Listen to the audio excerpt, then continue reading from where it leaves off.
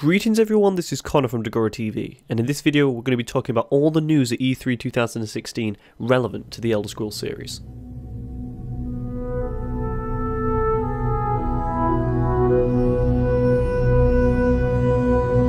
Okay, so there's been actually quite a lot of news in regard to the Elder Scrolls series at E3 2016 at both the Bethesda press conference and, elsewhere. Like the Todd Howard interview with Jeff Keighley, Pete Hines on Twitter, yada yada yada. There's been a lot of Elder Scrolls related stuff that's been happening and coming out. So the first one that I want to say that has been coming out that people are kind of not really getting that excited about is that Elder Scrolls 6 is confirmed. Elder Scrolls 6 is happening. Todd Howard did confirm it on the Jeff Keighley interview. I made a video about that. You can go check it out. And Elder Scrolls 6, says he's going to be working on it for quite some time. There's 2 other projects to come out, but that's kind of something that's going to be coming out in the distant future. We're going to be talking about what's kind of happening in the near future pretty soon. First one that's really been confirmed that people are kind of getting excited about was the Bethesda press conference. Todd Howard said over video that Skyrim, the special edition of Skyrim, the enhanced edition of Skyrim, is happening and is coming out on the 28th of October 2016, and it's coming out with a lot of really cool stuff along with it. So for instance, it's using things like DirectX 12 on the PC and things like that, and all the new features, all the new graphical enhancements, which is for modders is making it so much easier to mod. And the modding community of Skyrim has just kind of said a massive thank you to Bethesda Game Studios because of how easy it's going to make it for making some of the cooler and better mods for Skyrim, which is fantastic for us, everyone watching this video in the Elder Scrolls community on PC, because we're going to be getting a lot better mods and a lot cooler mods, which I know what you're thinking, how is that possible? We're getting phenomenal stuff already, but it's going to be able to go another step further, which is absolutely incredible, and I cannot wait to see what the modding community is going to have, say 6 to 9 months down the line, after it comes out with the special edition, when we have a huge catalogue of these newer scale mods. It's going to be tremendous. Also, on the PC, on the console now, because this special edition is coming out on all 3 platforms. It's coming out also when it comes out on the Xbox One and the PlayStation 4. It's going to have mods on consoles. On both consoles, you'll be able to download, the mods like the weapon packs, the, say like some of the quest mods, some of the locations, things like that. Obviously, you're not going to be able to get the graphical enhancements mods because the limitations of the consoles in comparison to the PC, and the PC we can already get it looking as good as the Skyrim Special Edition is going to look on console, if not, well, especially kind of a lot better.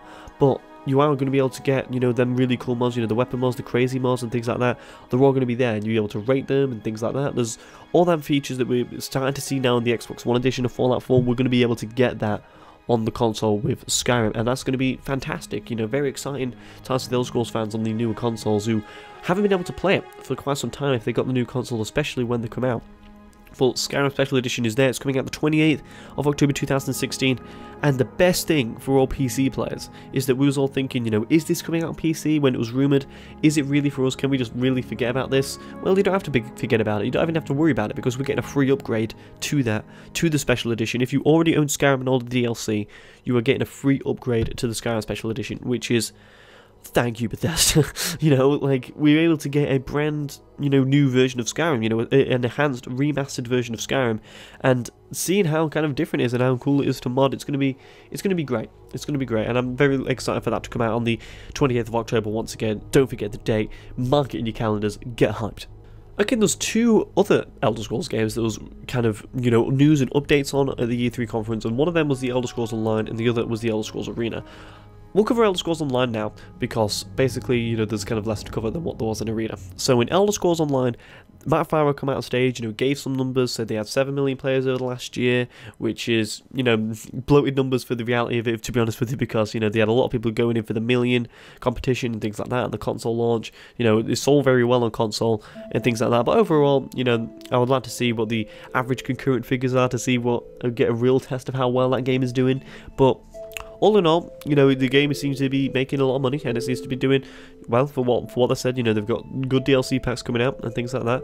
And Matt Farah announced this thing on stage called ESO1, Elder Scrolls Online 1 Tamriel.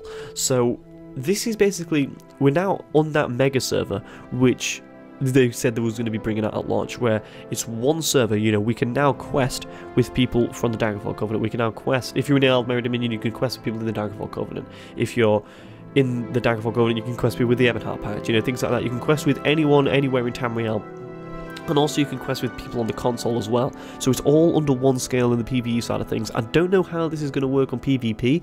We'll have to get further updates on that when more news of this does come out. But we are getting, they said they're going to be announcing more things at QuakeCon, so hopefully we'll see something there.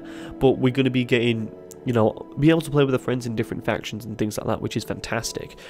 Also with the SO1 Tamriel, which is, if any of you out there wanted to have this game as an Elder Scrolls experience, you know, completely, and be able to go out and explore and things like that, this is the big thing that should get you excited, is that now all the enemies and everything in the world are going to be matched to your levels. This means the complete leveling system has changed for the Elder Scrolls Online.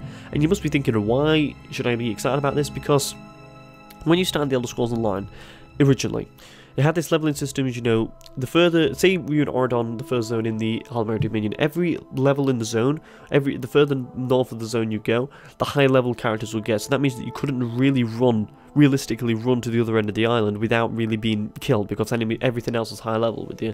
So you kind of have to quest in your little area, and that area kind of branches out and gets bigger and bigger and bigger every time, because you're doing more quests and more stuff and everything, and then you eventually do the zone, which isn't like an Elder Scrolls game, because you can't exactly go in that direction and run and find adventure.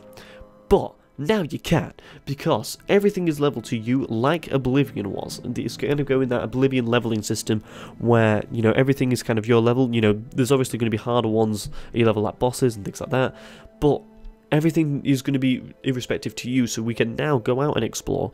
Once you get the game, you can go from one direction and run and find really cool things and do really cool stuff, which is absolutely tremendous. You know, that's fantastic that that's coming into the game, and now we're able to explore and get that fully fledged, you know, similar Elder Scrolls experience that we said that we wanted to do when leveling when it comes to exploration. So if you're an Elder Scrolls fan and wanted to play it for simply that reason, to play on your own, look out for it this fall. And that's when it says it's coming out. Elder Scrolls 1 Tamriel is coming out this fall, so take a look at that and we'll kind of see what it's going to be like, and if it is what they promise it to be. And I'm definitely looking forward to getting more news updates on that.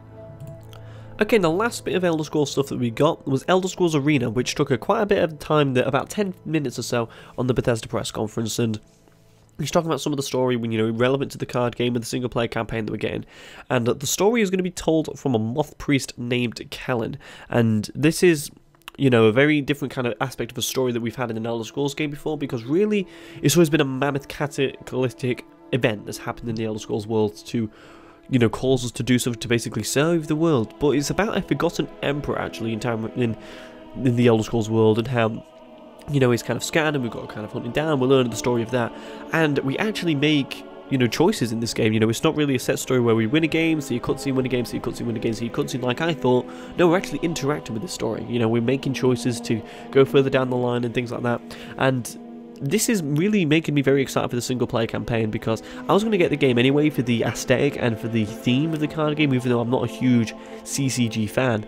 But, you know, it's actually going to be some lore in it. There's actually going to be some story. So if you're an Elder Scrolls fan who's really interested in the lore and the story, you know, you owe it to yourself to at least try this game out, because A, it's in the Elder Scrolls world, so we're getting an Elder Scrolls story, and it's a new genre that the Elder Scrolls series is tapping into, which is always exciting, and it's going to be fun to see how cool it is. I think the gameplay of the card game looks good. It looks very different to things like Hearthstone, for instance, with the lane system and things like that. It's got great card art, it's got great systems like prophecies and things like that, and I'm going to be interested to see how, you know, it does when it comes out on launch, because Legends is going to be coming, you know, to phones as well. This is something that they confirmed there, that it's going to be coming to the Windows PC and Mac, but also it's going to be coming to Android and iOS devices, which is great. You know, we're able to get it on more platforms. You know, I'm going to be able to play it on my phone when I'm in bed. You know, great thing. You know, fantastic stuff for it to come out on there. And, you know, I'm excited to see more stuff on Legends later this year, because it says they're all going to be coming out this year. They are in beta now. They're sending more beta invites out. I've signed up. I still haven't got mine. Come on, Bethesda, send me one. But they said they're all going to be coming out this year, and we're going to have to see what progress they are going to make on that. And I'm looking forward to seeing this single player campaign. So that is all the Elder Scrolls news that is happening that's happened so far this E3. We've got a lot of great stuff so far. We've really, across all the kind of stuff that's kind of happening, you know, the standard series of Elder Scrolls 1 to 5, we've had stuff, you know, for the future of the series, we've got Elder Scrolls Arena and Elder Scrolls Online, we've got stuff all across the board. So we're going to be talking about this probably a lot more for the next few weeks, and we're going to have to see what more news comes out in the coming future. So thanks a lot for watching. Check out all my other E3 coverage, because I've got a lot more videos to come out. I just wanted to get the Elder Scrolls videos out first, because that's really what my channel is kind of dedicated to.